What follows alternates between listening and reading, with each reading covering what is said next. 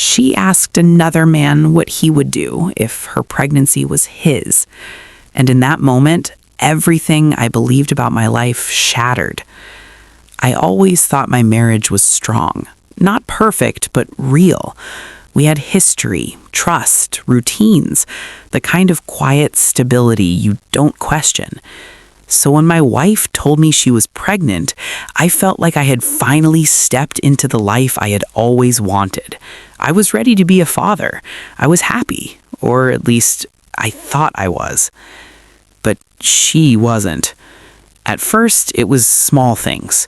She smiled less. She stayed on her phone longer. Conversations between us became shorter, colder.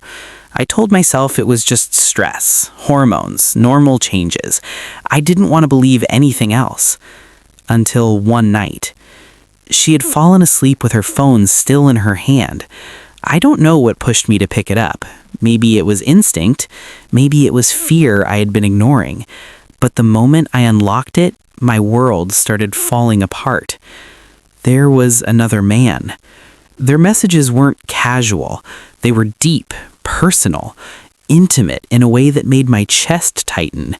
He knew things about her that I thought only I knew.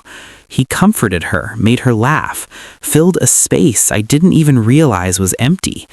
And then I saw the message. If this pregnancy was yours, what would you do? I froze. I read it again and again, hoping I misunderstood, hoping there was some explanation that would make it all make sense. But there wasn't. She was pregnant, my wife, and she was asking another man what he would do if the baby was his. His reply came shortly after. I'd take care of you. I'd never let you go through it alone. Something inside me broke right then. Not loudly, not dramatically, just quietly, completely.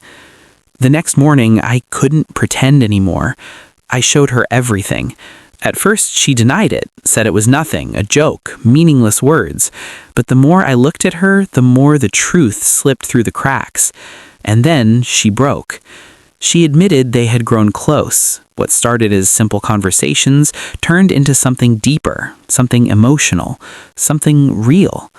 When I asked if it had become physical, she didn't answer right away. She hesitated, looked away, and in that silence, I felt the answer before she even said a word. Then I asked the only question that mattered. Is the baby mine? She didn't say yes. She didn't say no. She just cried. And somehow that hurt more than anything she could have said.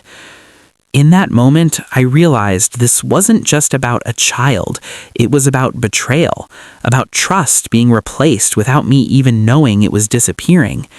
She had already given a part of herself to someone else, and I was just the man standing in the place she used to call home. Now I'm left with a choice that doesn't feel like a choice at all.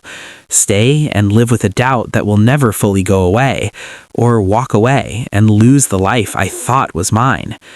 But the question that haunts Lee the most isn't even about the baby. It's this. Was I ever truly enough, or was I just there until someone else felt right?